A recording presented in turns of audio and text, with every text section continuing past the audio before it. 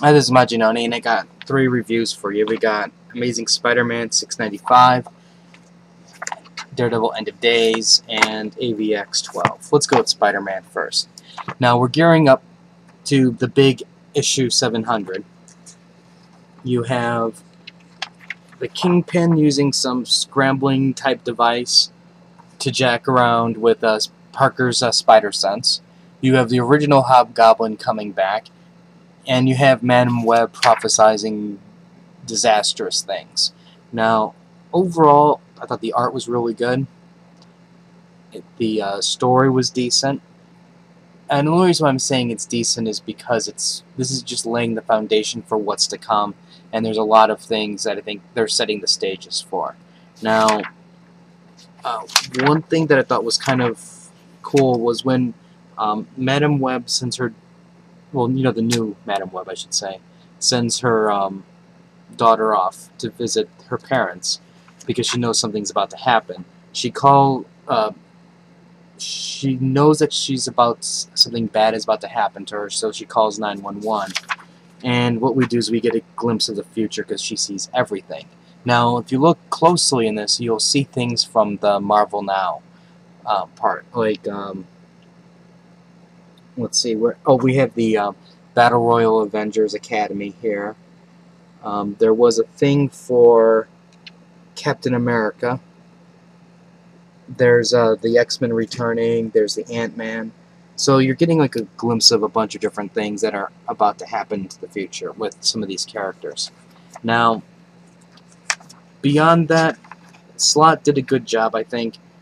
He's basically been on fire with Spider-Man, and it's been just like a really, really good ride.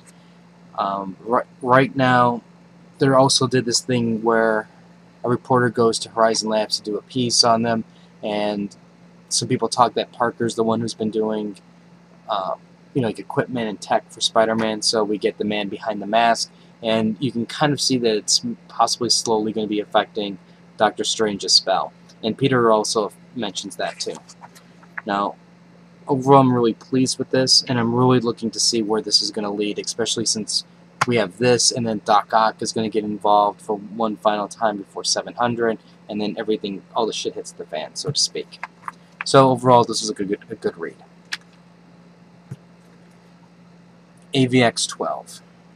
I'm going to save AVX 12 because I got that one might take a while. With Daredevil End of Days #1, this is the end of Daredevil. Daredevil dies, and basically Ben Ulrich comes up and he's writing the Daredevil story. Now, the art is really good because Mac is doing this, so we're getting the old style Daredevil that we all know and love when Bendis and Mac were doing it, and Daredevil was on top of everything. It was on fire. Now, I'm not going to show the death. The death happens really quick in the book. It is violent and really violent, and I was surprised that they did what they did, because it is like, does this even have an over 18 warning on this thing? Because it's graphic. Now, from there, we get the gist of what's happened in this universe. It's several years later. There was apparently Baxter building murders. Something would happen with Spider-Man. The heroes were not quite it's not how do I want to word this? Like, heroes dying isn't some front page news any longer. So, I kind of want to know more about what's going on in this world that caused that kind of reaction out of people. Now, there was one part at the very end. Now, this is a little bit of a spoiler. Is as Ben Ulrich is writing the story of Daredevil, you see somebody who looks like Daredevil watching him. It could be a ghost. Maybe it's Matt. Maybe he's training somebody else to become Daredevil. I don't know. But that was from the very beginning in this book, it was building up very, very positive things, and then once it got to the end, a lot of it just it sucked right out the door because I didn't want to see that ending. But I'm definitely going to get #2 and see where this thing goes, because this was really I guess you can say this is a type of story that I've wanted to read for a long time, and I complain about constantly here, is that you don't take risks, you don't do anything because you want to always play it safe, and in this instance, it's being different. It's taking chances, and I realize that this universe doesn't make any, it's not a real thing. We're never going to see this in the regular continuity, but it's nice to see what happens if it did happen. So I give that a thumbs up. Okay, AVX number 12. Final battle, climactic battle of the century. Everybody's involved. Dark Phoenix, Cyclops is blasting things. Iron Man's armor shutting down and repairing itself. Captain America's losing his costume. Carnage and chaos. Now, if you remember, all the Phoenix Force 5 is now Phoenix Force 1. Professor Xavier dies. And instead of just going straight into the battle, what we do is we get, okay, this is what happened 72 hours ago. And then once it goes through that, then it goes straight into the battle. Now, I didn't make much comment about the Hulk joining the battle other than I liked it. But my disappointment is he didn't do anything. I was hoping that his contribution really would have paid off in this issue, but it did nothing. He didn't do jack crap other than getting hit by an optic blast and he's upside down. That was a tremendous disappointment. Heck, Iceman did a little bit more than what the Hulk did. And if anything, I would have loved to see the Hulk punch Scott in the face at a crucial moment, at least, cause him, to let somebody do their plan or something. Because as it stands, all it is just setting the Hulk up to go to Marvel now. Now, beyond that, I think that a lot of some of this, while I understand it's necessary, it really slowed up the momentum of the fight. And at other times, we had other problems where, Cyclops is destroying everything. So what he's doing is there's volcanoes, there's catastrophes everywhere. So the Avengers split up, and they split it up in a couple pages to show what most of the support Avengers are doing. Now, I'm not necessarily complaining in the sense that this is something that they should be doing anyways, because, come on, Giant Man and Angel fighting Dark Phoenix is they're just cannon fodder. So I don't mind them doing something, but at the same time, I'm just going, this is like part of it, I'm just looking at this could have been battle. I'd rather have maybe 2 extra pages and then show more fighting than this. Now, I didn't buy it, but in Uncanny X-Men I looked through it, and they covered a little bit more of this stuff in Uncanny, and it was basically Cyclops' perception of what's going on in the fight. I guess you can, I'm using that a little bit loosely, but that's kind of like what was going on. I did really like the return of Nova in this. I think, I would have liked to have seen Nova earlier, but he was jacked up, and it was nice to see him coming back and have some sort of an impact to it. Now, this is where we're going to go into some spoilers. So, and I don't mind spoiling it in this case because it's already been spoiled online. I am not the first one to spoil. So don't hate. Now, what we have here is Wanda and Hope finally teaming up. So they're using their hex powers, and Hope is using her duplicate powers. So she's basically using Wanda's hex in an Iron Fist, punching thing. So they're beating up on Cyclops. Now, I thought it was like this was a nice moment where you have Cyclops going, please kill me, end this before it's too late. And then he's going through the same cycle as Phoenix, Jean Grey. But I guess in this case, he was weaker than Jean because he actually allowed, let the power consume him again. You do have a really cool picture of Wolverine putting his claws through Cyclops' face. So I was all in favor of that. And this is where I'm really torn with this ending. Basically, what happens is this: they beat Cyclops, and from there, the Phoenix Force transfers from Scott into Hope. And then this time Hope's ready for it. So she takes the power and she basically repairs everything, all the damage that's been done. And I'm like, that's a really convenient way to not deal with structural damage consequences. Now, I understand you don't want to have volcanoes and stuff like that all over the place, but you know, I think I would have appreciated to see some type of physical damage to the planet, whether it be a city, buildings being built, jungles on fire, just something that to show that something happened. Now, stepping out of that, Wanda and Hope basically use their power to go, no more Phoenix. To me, while that is a logical way of ending it, and I know there's hate right there, but if you look at the story full circle, Bendis started everything with no more mutants. That sent everything on this crazy ride. You know, the limiting of, you know, what, 190 something mutants or something like that. You had the Avengers being dismantled. The brand new Avengers. You had, I believe, if you look back, Cyclops' descent into madness started roughly around that time. And by madness, I mean he was basically protecting mutants. He knew that mutant kind was on, you know, it's an endangered species, and he became obsessed and overprotective, and he became a different person because of that. And when you look at everything that led up to this moment here, his corruption of the Phoenix Force even makes sense, because his primary focus was making the world a better place for mutants.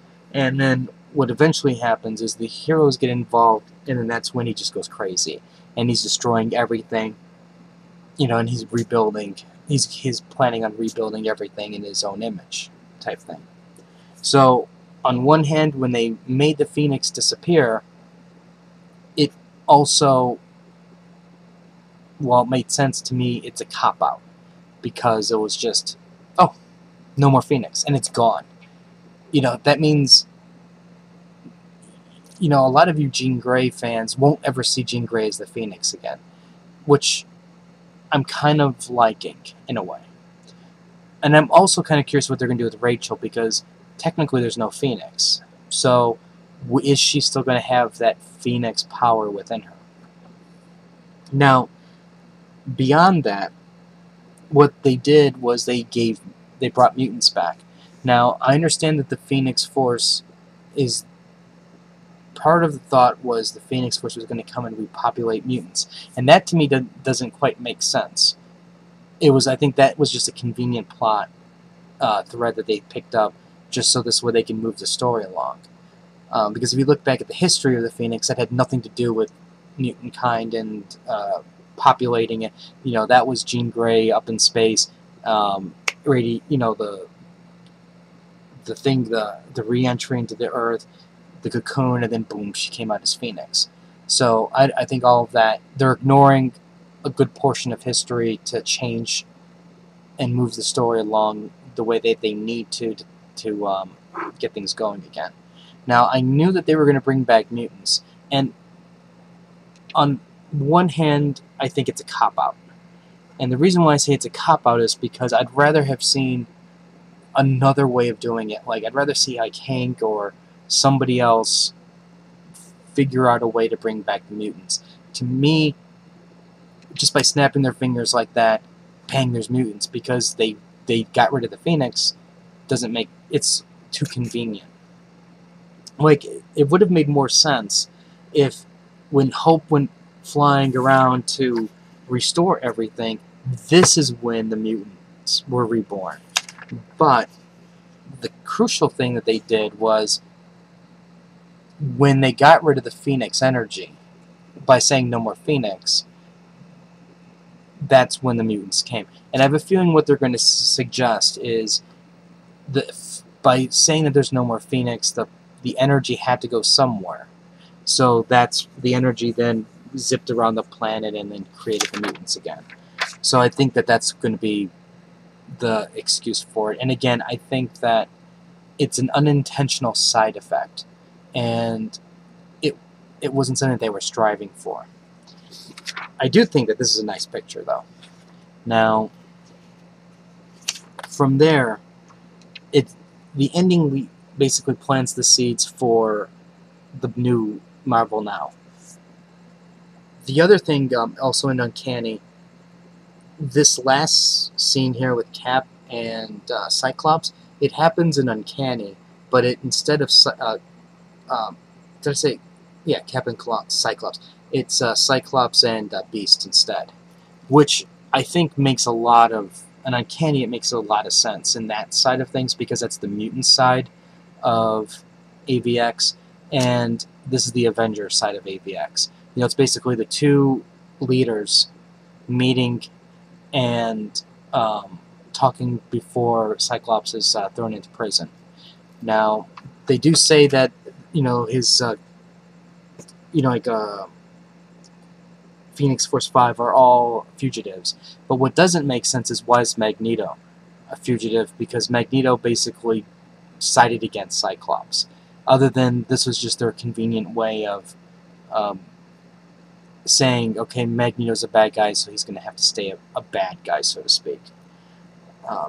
The one thing is, you also had Cyclops basically going, you know, he takes full responsibility, and he's basically becoming like a martyr type thing. And in a way, he's also saying, you know what? I was right. The Phoenix was here to bring back mutants. And you have Captain America going, no, you will not take credit for this. But the fact of the matter is, in some weird way, Cyclops was right. And I think when you look at the price that happened, and the damage he caused, that's where things, that was that unpredictable part from Cyclops' point of view that he couldn't have imagined was going to happen. There's something else I was going to cover. Now, while we did have an important death in this book, I think it needed more. And I understand, like, who you're going to get rid of, You can either get rid of the throwaway characters that nobody cares about, or you can get rid of some, like B or C list characters. And considering, Professor X was a top A character. And, Captain America is making references to the amount of effort that, his, quote-unquote soldiers put into it, the hard work they put in, the toll it took. And I don't think there was enough, because every single time you saw them fight, they got back up again. Now, granted, Iron Man's armor got hurt, and granted, Hawkeye got burned up, but then he was quickly repaired again, regenerated, and there really was another sacrifice, and that's something I wish there was. I wanted to see something else happen, maybe a mutant or two throwing, sacrificing themselves. Definitely an Avenger or two throwing themselves out there to get killed. That would have, I think, had a much more significant impact at the end. Because, just like I said, imagine you have one person sacrificing themselves, but then now you have, okay, here's the list. I would think it would have been, also would have liked to have seen hospital beds throw in some more characters. Badly wounded type thing. And, you can reset them for Marvel Now. That's fine. But as it stands now, everybody's just standing around doing nothing again. And it doesn't look like there's a lot of battle. Other than that, I don't know. Other than that, I think it ended well for the most part. It did what it said it's going to do. And I think that's one of the criteria that I was looking for. They said big changes were going to happen, not really consequence, but big things. And big things happened. I don't believe for a minute Professor X is going to stay dead forever.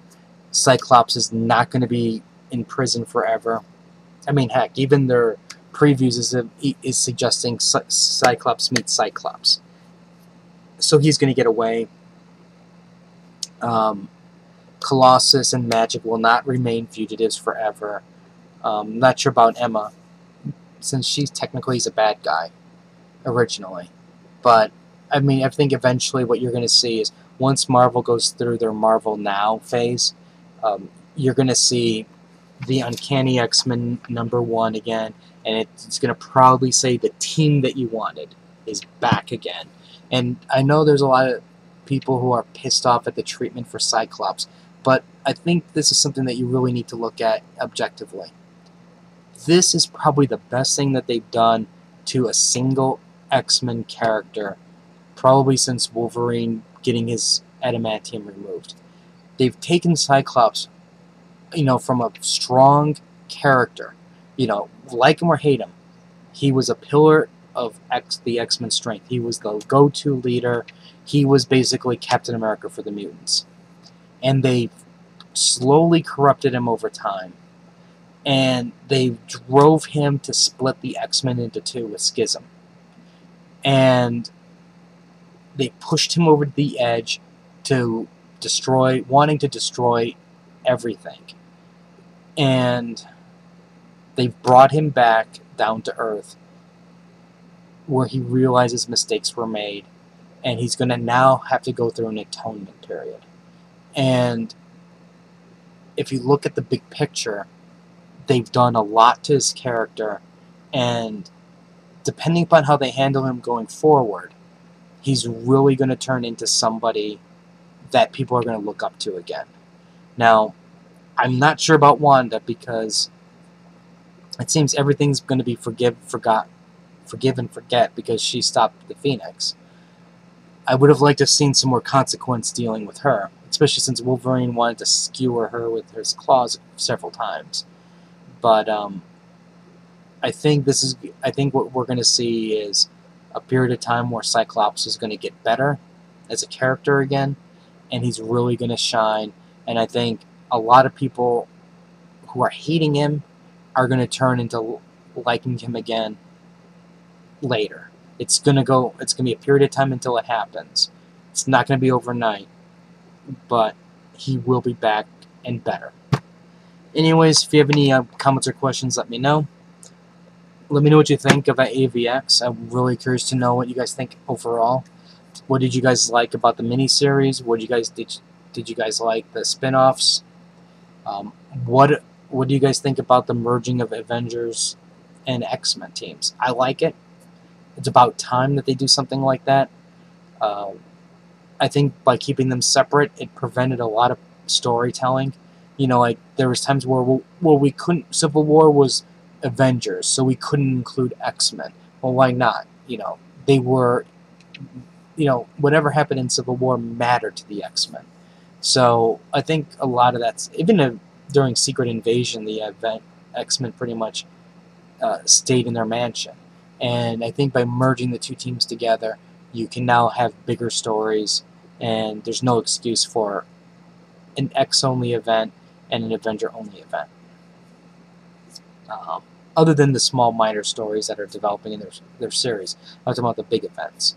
I'm also curious to see now what's the next phase.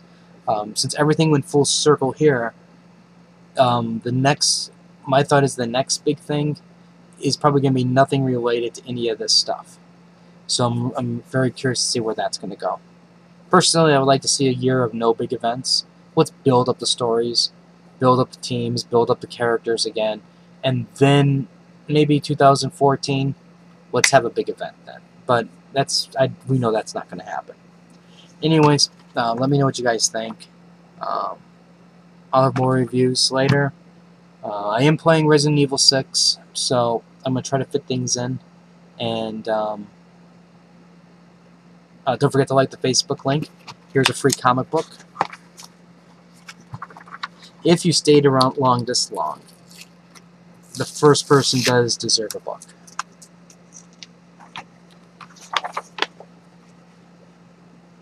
And also on the Facebook link, I've been giving out free trial Crunchyroll promo codes, so watch for those. I usually give one out a month. Whenever I get a new one, I pop one out. And